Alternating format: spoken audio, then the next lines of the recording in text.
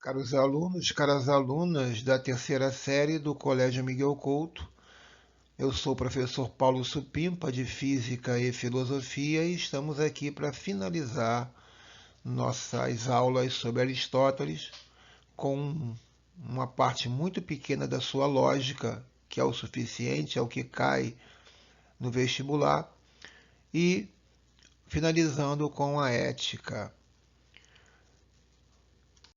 Lembrando que a frase do momento é: ninguém segura a mão de ninguém. Mas você pode cantar na janela e também pode fazer videoconferências com as pessoas que você ama, transmitindo-lhes mensagens de conforto, apoio, esperança e saudade. Vamos lá para a nossa aula então. Bem, o conceito mais elementar do estudo de lógica é a proposição. Proposição vem de propor, que significa submeter à apreciação, logo requer um juízo, um julgamento, é colocar alguma coisa para o julgamento de outros. Então, uma proposição é uma sentença declarativa, algo que será declarado por meio de termos, palavras ou símbolos, e cujo conteúdo poderá ser considerado verdadeiro ou falso. Por exemplo, se eu disser o Sol está coberto de gelo, estarei diante de uma proposição cujo valor lógico é falso. Lembrando que toda proposição é uma frase, mas nem toda frase é uma proposição. Como, por exemplo, se eu perguntar o seu nome, qual é o seu nome? Isso é uma interrogação, é uma pergunta. Você não tem como dizer se é verdadeiro ou falso. Você responde ou não. Então, repetindo, toda proposição é uma frase, mas nem toda frase é uma proposição. Uma premissa é uma proposição que prepara uma conclusão.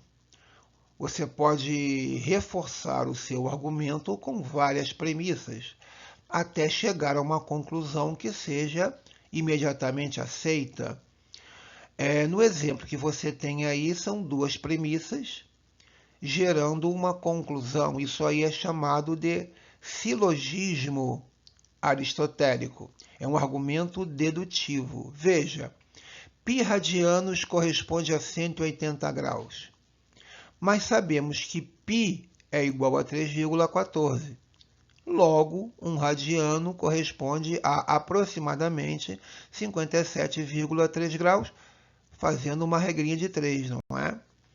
Então veja, para dizer para a pessoa que um radiano é igual a aproximadamente 57,3 graus, você preparou a pessoa com duas premissas para que a conclusão fique mais clara e seja mais facilmente entendida e aceita. Bem, em sua lógica dedutiva e rigorosa, né, Aristóteles deu muita importância ao raciocínio, muitas vezes, infelizmente, à custa da observação e da experiência, embora tenha dado bem mais atenção a isso do que Platão. Porém, na própria obra de Aristóteles, a dedução racional seria apenas uma vertente da ciência, cujo aspecto empírico da experiência estaria amplamente presente em um bom número de outros textos seus. Mas na lógica, ele privilegiou a dedução, o raciocínio, a razão, ou seja, o racionalismo, em detrimento da experiência sensível.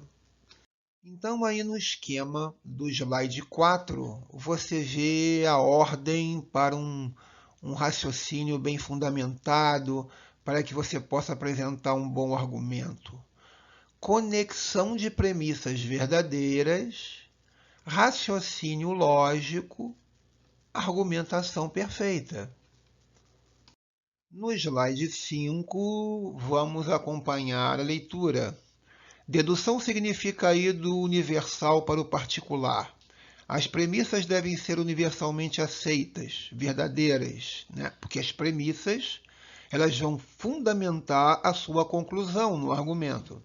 Então, o ideal é que o interlocutor aceite essas premissas imediatamente. Observando a primeira etapa do método cartesiano, evidência, a premissa deve ser aceita por sua clareza, distinção e lógica, contra a qual não haveria recurso aceitável. Então você apresenta premissas imediatamente aceitas pelas pessoas que estão ouvindo. Isso vai dar força ao seu argumento e poderá levar a uma conclusão correta, aceitável, convincente. E repare bem nesse exemplo que foi dado agora. 2 mais 2 igual a 5. Então, 4 mais 4 igual a 10. Veja uma coisa interessante agora e procure entender e se habituar com ela. É claro que você viu que a premissa é falsa. É claro que você viu que a conclusão tirada dela também é falsa. Mas o argumento ele está bem fundamentado no sentido formal, porque a conclusão foi tirada da premissa. E a conclusão só está errada porque a premissa está errada também, falsa. Porque a relação matemática que foi usada é correta. Se você multiplicar cada parcela pelo mesmo número e também multiplicar o resultado pelo mesmo número, a expressão fica correta. O problema é que ao invés de 4, ele botou 5. Ao invés de 8, ele botou 10. Então, olha que interessante, porque isso pode acontecer. Muitas vezes a pessoa usa uma premissa falsa. Dessa premissa falsa, ela usa o raciocínio lógico correto, mas pela falsidade da premissa, ela acaba concluindo, tirando uma conclusão falsa também. Mas o erro não foi lógico. O erro não está na forma lógica, está na falsidade da premissa, porque veja o exemplo agora que correto.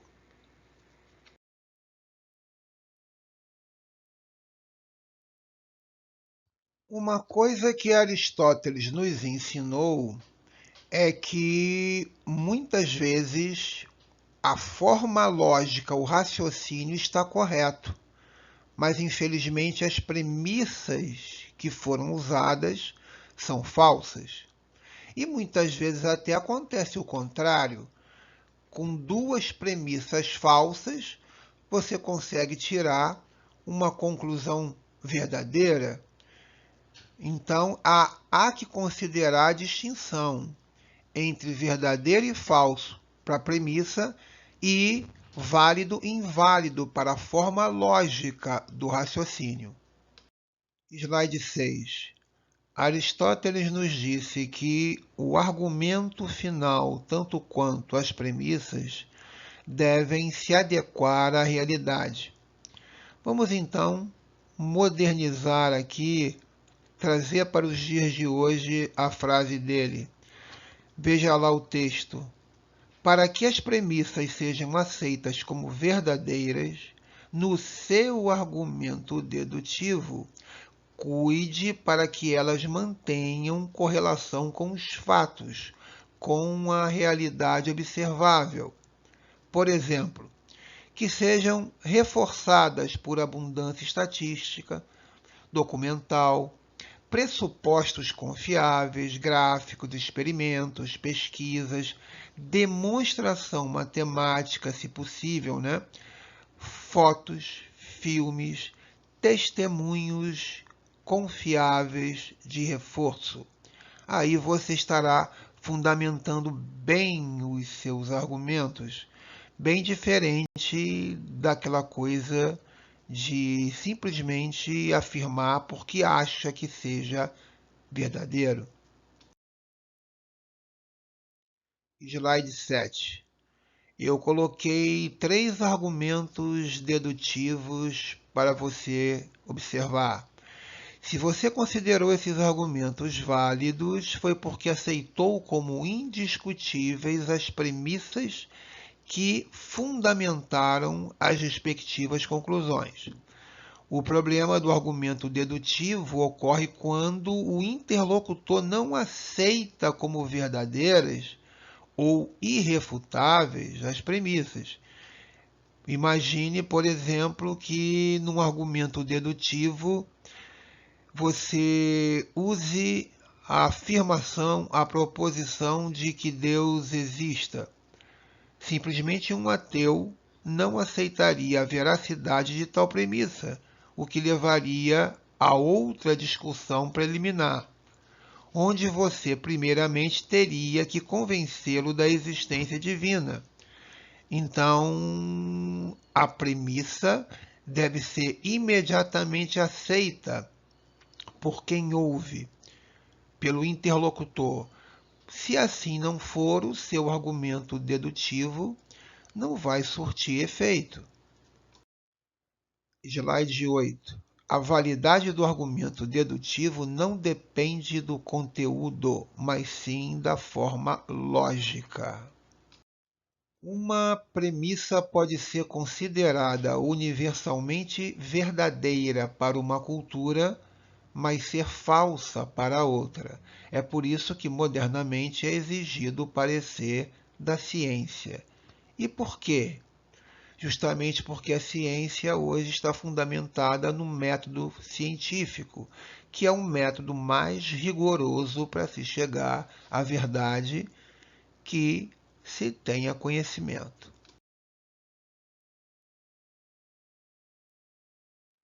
Veja a observação. Mais um problema. O argumento dedutivo não vai além de suas premissas, então ele não vai trazer para o interlocutor uma mensagem nova, uma nova concepção. Ele apenas é usado para reforçar o que já se sabe, como que se a pessoa não acreditasse na conclusão, então você explica, oferece premissas como fundamentação dessa conclusão. Mas as premissas não trazem nada de novo, não vão além do que já se sabe. O argumento dedutivo é um reforço daquilo que já conhecemos. No slide 9, é interessante que você leia o texto, dando uma pausa na apresentação. Eu vou direto para o exemplo dado pelo próprio Aristóteles. Todo homem é mortal, premissa maior. Sócrates é homem, premissa menor. Logo, Sócrates é mortal, conclusão. Veja você que esse argumento está perfeito e ele pode ser representado por um diagrama.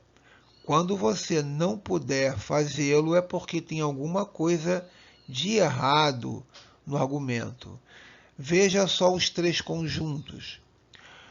Sócrates está contido, é um conjunto pequeno, o verde, que está contido no azul, que é um conjunto bem maior, homens, que por sua vez é um conjunto menor do que os seres vivos. Ora, se Sócrates está contido em homens e homens está contido em seres mortais, então Sócrates está contido em seres mortais. Veja que o argumento dedutivo pode ser diagramado.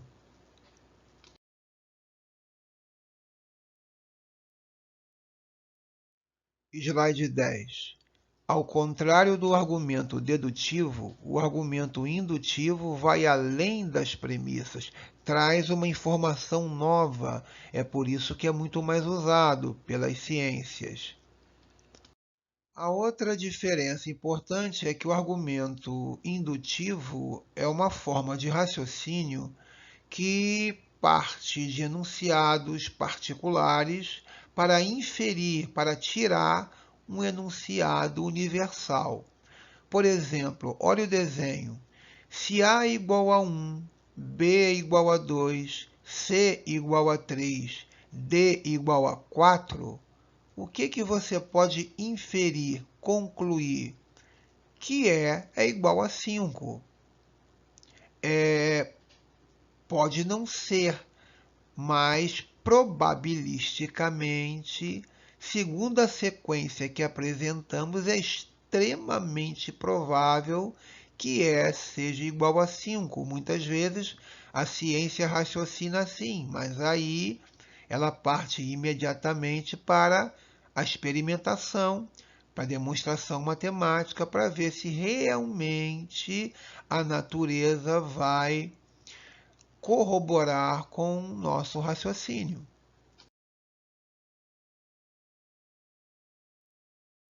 Então, no slide 11, veja só o esquema. Fatos que você observou, você vai fazer uma generalização que pode virar uma teoria e pode fazer previsões sobre futuros acontecimentos. A ideia, uma das ideias fortes da ciência é a capacidade de fazer previsões. Então, veja o exemplo dado. O ouro é bom condutor de cargas elétricas. O ferro, o zinco, o bronze, a prata também. Ouro, ferro, zinco, bronze e prata são metais. Conclusão: logo, todo metal conduz eletricidade.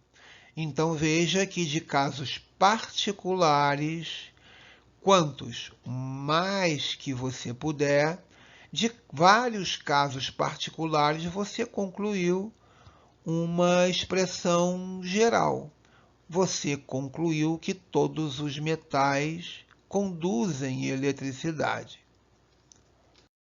Então, o argumento dedutivo nos faz fazer uma generalização baseado em muitos casos particulares. E a partir daí é possível fazer a previsão de que o metal que não foi citado na lista também vai conduzir cargas elétricas.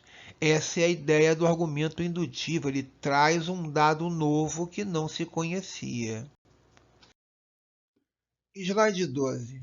O problema do argumento indutivo é que ele é probabilístico.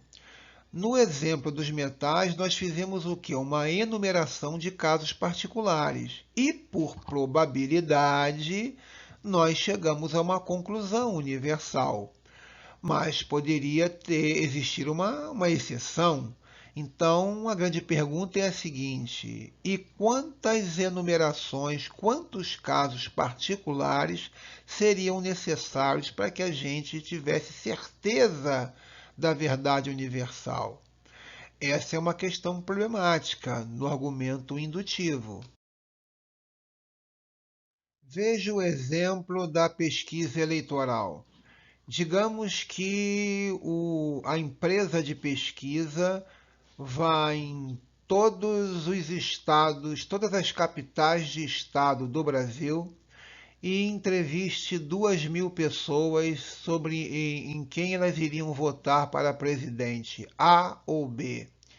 E aí, depois de entrevistar todas essas pessoas em todas as capitais, são milhares de pessoas, chega-se à conclusão de que 60% votariam no candidato A e 40% no candidato B. Então, a pesquisa vai declarar o seguinte: A vencerá as eleições.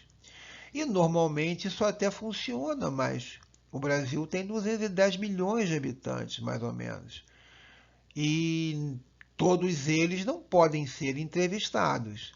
Então, o argumento dedutivo trabalha assim, por probabilidade. A probabilidade, nesse caso, é de que A vença a eleição, mas ninguém pode garantir que isso vai ocorrer com 100% de chance de acertar.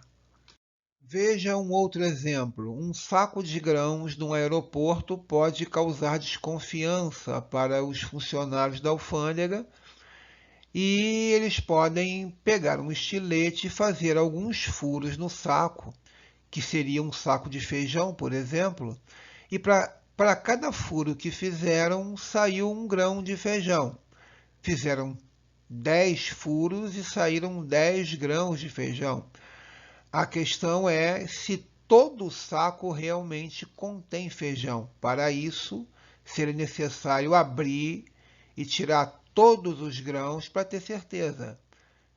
Então você percebe que o argumento indutivo ele trabalha de maneira probabilística. Se você faz 20 furos no saco e saem 20 grãos de feijão, você pode fazer a previsão de que seja realmente um saco de feijão, mas pode ter alguma coisa a mais escondida por dentro. Então, no esquema abaixo, você pode ver as duas em conjunto, indução e dedução, como já falamos. Veja com atenção, pausando a apresentação para ler os dizeres de reforço que estão nos retângulos azulados. O slide 13 é um alerta para que se tenha muito cuidado com generalizações, porque uma generalização sem critérios pode levar a pessoa a conclusões apressadas e até preconceituosas. Veja então a figura onde você tem uma população de 8 elementos, onde você percebe que existe uma minoria junto com uma maioria. Uma minoria de elementos verdes e uma maioria de vermelhos de cabeça amarela. Por alguma razão de erro ou até de interesse, alguém pode ser levado a generalizar em função da maioria e concluir que toda a população deve atender aos requisitos de uma formatação vermelha de cabeça amarela. Conclusão é que não poderemos estabelecer critérios ou tirar conclusões de um grupo heterogêneo como se ele fosse homogêneo.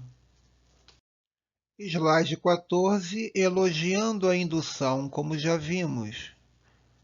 Dê um pause na apresentação e leia, por favor, o texto e a animação. Slide 15, criticando a indução. Pause e leia o texto, por favor.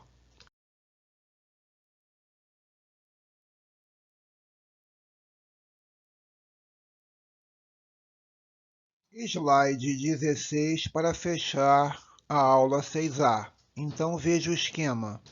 Fatos adquiridos através da observação e experimentação, gerando hipóteses, leis e teorias, é um processo indutivo.